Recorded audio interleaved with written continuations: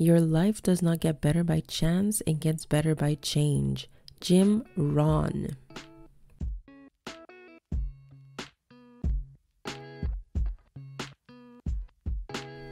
Hi, hello, and welcome to episode 1 of the Misadventures of the Mind podcast, hosted by me, your clinical child and adolescent psychologist, alias Kalik Nadal. Now, I'm super excited for this first episode. I'm excited but also afraid, and I'll tell you why. It kind of has something to do with the first topic of this episode, which states... I'm gonna pause. I'm gonna save it for after the intro. But yes, this podcast is here to talk about everything. Conversations about life, the mysteries of life, the often confusing thing that we call our mind. We'll talk about things that make us happy. We'll talk about things that make us sad. Join me every other Friday as we find a new topic to talk about. We're just gonna dive right in, and today's first episode is about the misadventures of the mind that convinces you that you should be afraid of change. Tough. Yeah, we're taking it there. The first episode is starting off with a bang, a slap in the face, if you will, this is really my life, and actually I need to face myself. Why?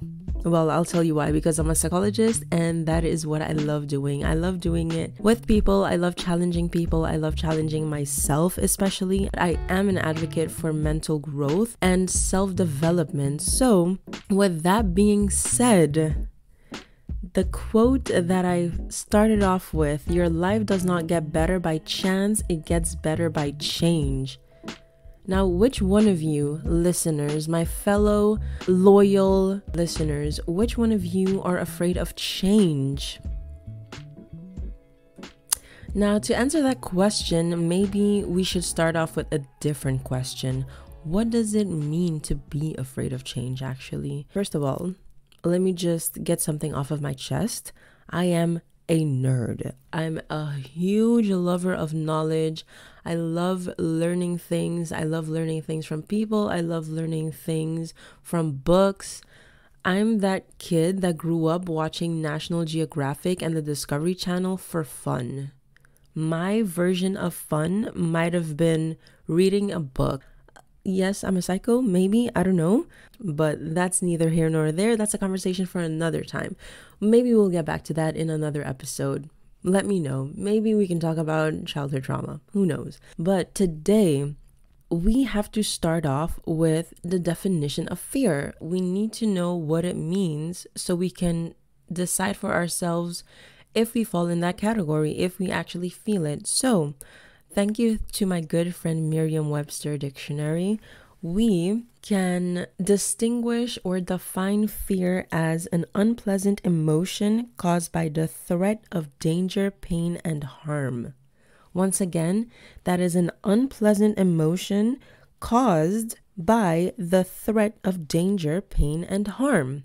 That might be a mouthful, but two things stand out to me. That is the unpleasant emotion and the cause being a perceived threat of danger. And I use the word perceived specifically and intentionally because fear, or to feel like you're threatened, is not something that everyone feels. Is not objective. It's subjective. It's very much living in my own mind. It's very much giving delusion. It's very much giving, this is my reality and I will live in it. And that's okay. That is completely fine. There's no right or wrong answer. There's no right or wrong feeling of threat, feeling of fear, feeling of this is my reality. However, the key term here and the key ingredient here, if you will, is to realize that it is a perception. It is what you see. It's not what everyone else sees in you, lest you want them to. But again, conversation for another day. There's also a second definition which I loved, and maybe it could be that I felt personally attacked by this one, because it said a feeling of anxiety concerning the outcome of something. Gotta take a deep breath there, because Yes, I am personally attacked. And I'll tell you why. Because it's the word anxiety. Yep, that's me. This is I. This is who they thought about when they were reading and writing this definition. I'll read it again. A feeling of anxiety concerning the outcome of something. Again, like in the previous definition, there are two key ingredients, and that is number one, the anxiety. So, what is anxiety actually? So, maybe there's a point to make to also define what the feeling of anxiety is, and I'll get back to that. But for the sake of definition of fear, is number one key ingredient anxiety, and number two, the outcome of something. So, you're feeling uneasy because you don't know the outcome of something to come. Yes, this is just me. This is I. This is who I am. As I previously stated, we have to define anxiety. What is it? What does it mean to be anxious? And again, lover of knowledge, so I'm going to drop some knowledge for you as well. Anxiety is defined as a feeling of worry, nervousness, or unease about something with an uncertain outcome. And that is the key word. The uncertainty of a situation causes people, i.e. me, I am people, to feel worry, nervousness, or unease, or all of the above. If you're a person like this, I get it. I see you. I feel you. I am with you. Doesn't always have to be that scary or nerve-wracking or debilitating. However, it is your reality. And like I said a couple minutes ago, it's okay. That is your perception. Everyone has a different perception. There's also a second definition and maybe a simpler way to look at it perhaps, and that is anxiety defined as a strong desire or concern to do something or for something to happen. Again, that is the uncertainty. That's the I don't know who, I don't know when, I don't know where, causes people to feel anxious. And again, people, i.e. me. I feel you, I hear you, and I see you. We also need to define change. What does it mean for something to change? What does it mean for you to change? And again, going back to our good friend Merriam-Webster, they defined change as an act or process through which something becomes different. Very simple, very clear cut, very much to the point. And that is exactly what I love. It's as simple as that. It could be something small that happened or it could be something big. It is simply the act or process through which something becomes different. And that could literally mean as simple as me changing my hair every day. On Monday, I have my hair in a bun. On Tuesday, I decided I'll put 2 buns. Or on Wednesday, I decided to go back to the bun because my hair is dirty and I don't want anybody to notice. Yes, this is also me. I wonder, is that also you? But again, conversation for a different day. So now that we have the definition of fear, we have the definition of anxiety, we even have the definition of change, put it all together, there's a question that arises in my mind, and that is actually the meat and the point of this episode, to delve into ourselves, to delve into our mind, to delve into the misadventure that our mind tells us and takes us on, because it is an adventure, not a very fun one, but the one that convinces us that we should be afraid of change. And why do we fear change? I'll give you my point of view. I'll give you my reasoning. And I'm gonna be very open, very transparent here, very vulnerable, and it stems from that anxiety aspect. It stems from the uncertainty. It's if I don't see that outcome, if I don't see that road where I should be taking, the path says go here, and I'm like, that place looks scary. I don't want to go there. And I know for a fact that where I want to be is at the end of that road. However, I don't see it. It's really foggy. It's very much giving Wizard of Oz. I want to go on the golden brick road. I want to see it. It's pretty. It's nice. It's smooth. Bricks aren't typically smooth, but for the sake of argument, it's a smooth brick road. and it's golden, so it's nice. I want to go there. I want to see every single thing. I want to see the path. I want to see exactly the steps that I need to take to follow up. But when change arises and I don't see where I need to step next, and it's that uncertainty, let me tell you, my brain says no. It goes in error mode. It goes into survival mode. And that is, again, that threat of danger. My brain says, wait, you don't see what's there? You could die. It is very much so a brain that thinks about the worst case scenario. There is no best case scenario. There's only the worst. There's no in between. There's no, maybe we can work it out. Maybe there's a solution. Maybe there's a path that is unseen that I can still no, it's worst case scenario all the time. And that's also okay, because I can convince my brain otherwise. For my listeners out there who do fear change, what is your reasoning for fearing change? Is it because of the uncertainty? Is it because you don't know what to expect? Is it something completely different? I'm curious. Let me know.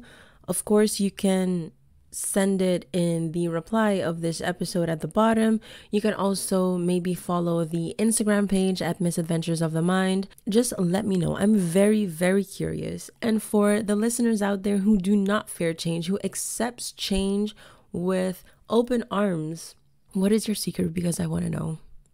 Teach us your ways. Teach us how you do it, because I'm also curious. So drop your answers also in the comments or direct message on Instagram. I'm also curious. For those of you who do love change or accepts it, I wouldn't say love it. Maybe you're more so the person that accepts change for what it is. To what extent do you accept it? Is it the minor changes that you accept, or is it more so the big life-changing changes?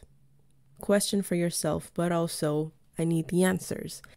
To move on, we have the very important question as well. Is change necessary in life? Can you go through life without changing at all? Or is change a crucial and essential part of living? Now, to answer that question, we need to ask another question. Ask a question with a question. Answer the question with a question. And that is going back to the quote, actually. Your life does not get better by chance. It gets better by change. Is that really a fact? And to what extent does it get better? Is it better objectively or is it better subjectively? Do you feel like your life gets better by every minor change that you endure, that you experience? Do you feel like it only gets better by the really big changes? Question for my change acceptors out there. Do you feel like every change in your life has been for the better? Question for yourself.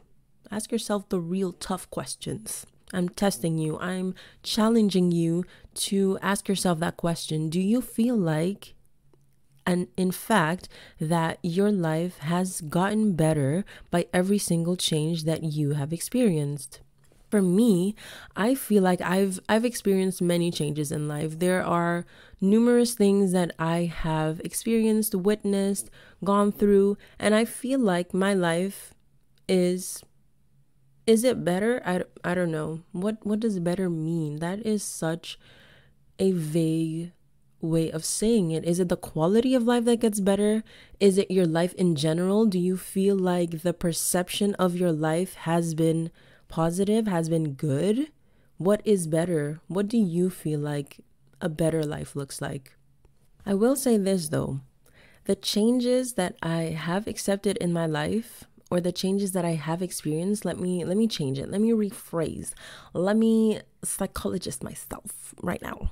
The changes that have happened after the fact, of course, I have accepted them. And upon reflection, I do feel like my life has gotten better. I feel like maybe better is not the word of choice that I would use, I would say I have a satisfactory life. I have a life where I can be proud of. I have a life that I am, it's giving Instagram. It's giving Instagram highlight. Is your life an Instagram highlight? Is your life a reflection of the best version that you can be? And if that is not the case, again, hard, tough question for yourself. How do you get there? How do you, let me rephrase, let me psychologist you. What changes do you need to go through to create that highlightable life? That life that you see and you feel like, wow, I'm proud of this life that I lead. I'm proud of the person that I am. I'm proud of the things that I do. I am satisfied. I am happy. And that is not satisfied in the term of it's okay, I'll just accept it, I'll tolerate it, but more so satisfied in the grand scheme of things. Satisfied in the sense that you're pleased with your life, you're happy, you meet your greatest expectation. You are your greatest expectation for your own life. Is that you? And if that is not you, what can you do to get there?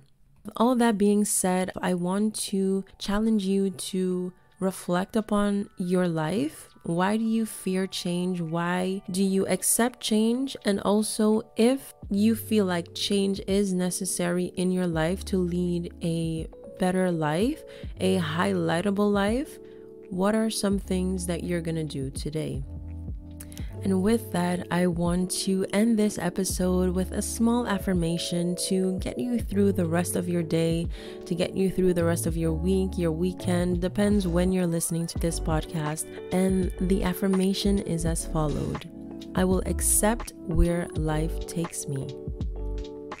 Again, I will accept where life takes me. Thank you so much for listening to the first episode of the Misadventures of the Mind podcast. I hope that it was informative, it was beneficial, you got something out of it. And if you didn't, let me know how I can make this better for you, make this a better experience for you. And if you did like it, share it on all platforms, on Instagram, WhatsApp, TikTok, Facebook, Twitter, anywhere and everywhere where this podcast is shareable. Talk about it, discuss it, talk about it amongst your friends, amongst your peers, your family. Ask them why they fear change, if they do fear change. Hope to inform you again in the next episode of the Misadventures of the Mind podcast. Okay, thanks, bye.